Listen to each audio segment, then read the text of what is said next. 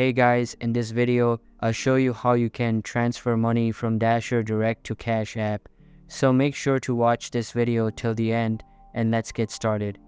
First of all, open the Dasher Direct app on your mobile device and make sure it is updated to the latest version available.